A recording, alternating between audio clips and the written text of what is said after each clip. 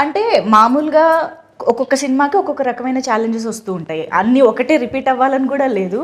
కానీ మెగాస్టార్ ఒకవైపు చిరంజీవి గారు, విక్టరీ వెంకటేష్ గారు, లేడీ సూపర్ స్టార్ నయనతార గారు, ఇలాంటి ఒక star cast and of course Sachin Khedekar గారి దగ్గర నుంచి ఎవరిని తీసుకున్నా బిగ్ పర్సనాలిటీస్, ఇంతమంది కాంబినేషన్లో అనుకున్నది అనుకున్నట్టుగా వర్కౌట్ చేయడం అనేది అసలు అది మామూలు విషయం కాదు.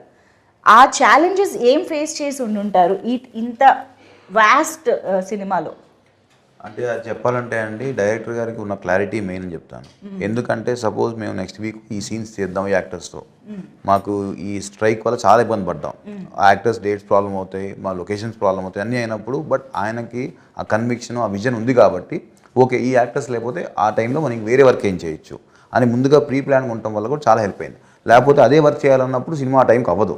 చాలామంది ఏంటంటే నువ్వు ఎందుకు తొందరపడుతున్నావు, స్ట్రైక్ ఉన్న ఇబ్బంది ఉంది, అనిల్ 10 రోజులు సినిమా తీసేస్తాడు కదా, అనిల్ 20 డేస్ సినిమా తీసేస్తాడు కదా, ఫాస్ట్గా తీసేస్తాడు కదా, అనిల్ చూసుకుంటాడు కదా, నువ్వెందుకు మమ్మల్ని టెన్షన్ పెడుతున్నావు చాలా ప్రొడ్యూసర్లు స్ట్రైక్ ఏదో కాల్ ఆఫ్ చేద్దాం ఏదో చేద్దాం అంటే, బట్ వాళ్ళందరికీ ఏంటంటే ఆయన మీద కాన్ఫిడెన్స్ తక్కువ టైం ఉన్నా సరే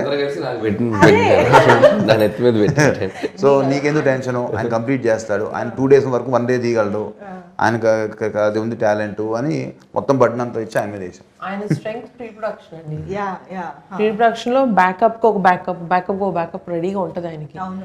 స్టోరీ అంత గట్టిగా రాసుకుంటారు, ఈ బ్యాకప్స్ కూడా అంత గట్టిగా ఉంటాయి. అంటే ఇది జరగకపోతే నెక్స్ట్, ఇది జరగకపోతే నెక్స్ట్. సో దానివల్ల ఎన్ని ఛాలెంజెస్ వచ్చినా, ఈ డేట్స్ కాంబినేషన్స్ అవన్నీ వచ్చినా we're able to accommodate it because